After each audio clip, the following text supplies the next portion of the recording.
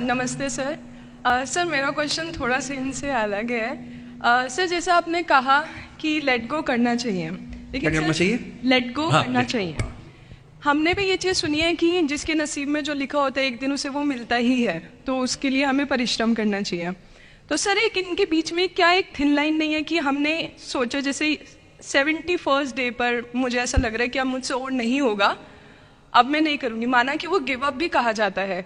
लेकिन अगर मेरे नसीब में है कि नहीं यार कल ये तुझसे हो जाएगा, अगर मैं कोई भी टास्क कर रही हूँ कल ये कंप्लीट होगा, लेकिन मैं सोचूं नहीं मेरे से ये प्रेशर नहीं हो रहा, I should let go this, I should start some other thing. तो क्या ये मुझे लेट गो करना कभी रिग्रेट नहीं कर सकते क्या लाइफ में, यार एक दिन और ट्राई कर लेते तो शायद मिल ही जाता। देखिए, जो नसीब का मामला है, मेरे ख्याल से आपकी उम्र में नसीब को नहीं मानना चाहिए। दुनिया में किसी को नहीं पता कि नसीब है या नहीं, और है तो कितना है। सब तुक्का लगा रहे हैं, मैं भी तुक्का लगा रहा हूं। ठीक, जो हार जाता है ना, उसको तसल्ली देना बहुत जरूरी है, वरना वो जी नहीं पाएगा। और पराजित व्यक्ति को तसल्ली देने के लिए सबसे अच्छा शब्द है नसीब, भाग्य, नियति। बहुत जरूरी है। और इसलिए एक उम्र के बाद गीता का सार पढ़ना बहुत ज़रूरी है। समझना पड़ता है कि सब कुछ हमारे हाथ में नहीं होता है, सच में नहीं होता है।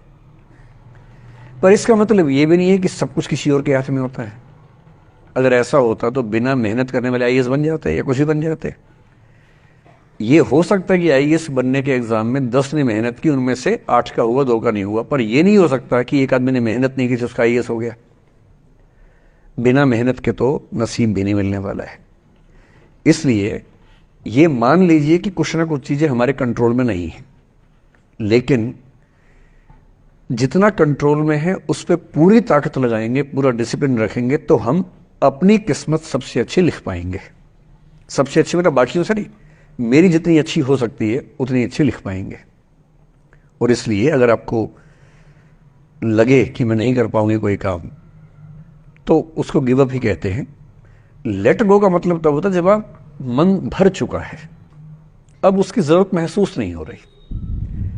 जैसे आईएएस बनने की कोशिश कर रहे हैं, नहीं बन पाए, तैयारी छोड़ दी, गिव अप है। बन गए, नौकरी की, मजा नहीं आया, छोड़ दिया, ये लेट गो है। लेट गो करने के लिए पहले हासिल करना पड़ता है, या हासिल होने से पहले उस मनोभूमि पर पहुंचना पड़ता है जहां हासिल होने का सुख आपने महसूस कर लिया और उसमें मजा नहीं आया, ठीक ही है, औसत है, तब छोड़ दिया। इसलिए आपकी उम्र को शोभा नहीं देता कि हम नसीब की बात करें, यह शोभा देता है मेरी उम्र को।